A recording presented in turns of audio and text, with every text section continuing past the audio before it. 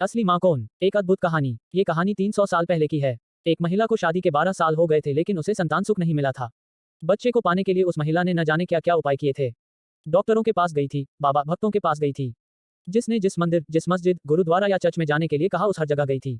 जिस भगवान का नाम लेने के लिए कहा उस भगवान का नाम लिया था और जितने उपाय या उपवास करने के लिए कहे सब किए। कहते हैं ना कि अगर दिल से और तन मन धन से कोई चीज चाहो तो मिल ही जाती है। इस महिला को भी उसकी तपस्या का वरदान उसके बेटे के रूप में मिल ही गया। 12 सालों की दुख, दर्द और पीड़ा अपने बेटे का चेहरा देखते ही सुख, खुशी और संतुष्टि में बदल गया। लेकिन अभी शायद उसकी तपस्या बाकी थी, शायद भगवान को अभी उसकी और परीक्षा लेनी थी। जब उसका बच्चा 1 वर्ष का हुआ तो एक दूसरी महिला ने उसका बच्चा चुरा लिया। सोचिए उस माँ की मनस्थिति क्या होगी जिसने दुनिया में सबसे ज्यादा जिस बच्चे के लिए अपनी जिंदगी जीती उसे उसका बच्चा ही छीन गया। उसे ऐसा लगा जैसे किसी ने उसका बच्चा नहीं उसके शरीर से उसकी आत्मा ही चुरा ली हो।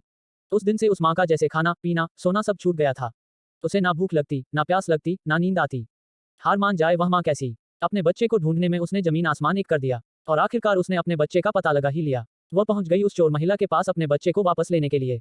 जब बच्चे की मां ने उस चोर महिला से अपने बच्चे को वापस पाना चाहा तो वह महिला ऐसा जताने लगी जैसे वह उसका खुद का बच्चा हो। जब बच्चे की मां को लगा किसी भी तरह से बात बनती नजर नहीं आ रही है तब वो इस मुद्दे को राजा के पास लेकर गई। राजा के दरबार में दोनों महिलाएं हाजिर की गई। दोनों ही महिलाएं उस बच्चे पर अपना पूरा हक जताने लगी। राजा और उसके सभी दरबारी काफी आश्चर्यचकित और हैरान हो गए क्योंकि बच्चे की सच्ची मां को पहचानने के लिए उन्होंने जितने भी सवाल बच्चे के बारे में दोनों ही महिलाओं से किए, जो उसकी आदतों, उसकी पसंद या उसके निशानों के बारे में थे, दोनों ही महिलाएं उसका सही सही जवाब दे रही थी। जब इस समस्या का समाधान निकलता नजर नहीं आ रहा था तो राजा ने अपने खास और सबसे समझदार मंत्री से इसका निराकरण करने के लिए कहा।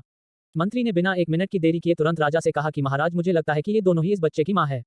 इन दोनों का ही उस बच्चे पर बराबर का हक है। अगर आपको न्याय ही करना है तो सबसे बेहतर तरीका यही होगा कि आप बच्चे के 2 टुकड़े कर दीजिए और एक एक टुकड़ा दोनों माओं को बांध दीजिए। मंत्री की ऐसी बात सुनकर राजा के साथ साथ दरबार में हाजिर सभी लोग उनकी तरफ आश्चर्य से देखने लगे। राजा ने सोचा कि मंत्री के ऐसी मूर्खतापूर्ण बातों के पीछे जरूर कोई रहस्य होगा।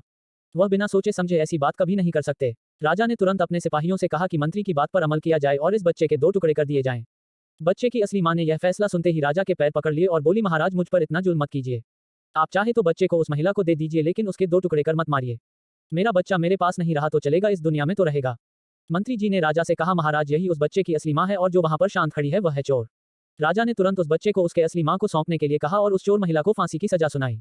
बच्चे की असली मां को उस दूसरी महिला पर जिसने उसका बच्चा चुराया था दया आ गई क्योंकि उससे मिलने के बाद उसे यह पता चला था कि वह भी उसी परिस्थिति से गुजर रही थी जिससे वह 12 सालों से गुजरी थी। इस महिला ने अपने बांझापन के चलते अपनी गोद भरने के लिए उस बच्चे को चुराया था और चुराने के बाद भी वह उस बच्चे को अपने खुद के बेटे की तरह प्यार करती थी। बच्चे की असली मां ने दरबार में विनती कर उस महिला को माफ करने के लिए कहा। दोस्तों, ये कहानी है हमें बताती है कि कैसे एक मां अपनी औलाद के लिए कुछ भी कर गुजरती है और यह भी सच बात है कि एक मां का दर्द दूसरे मां से ज्यादा कोई नहीं समझ सकता।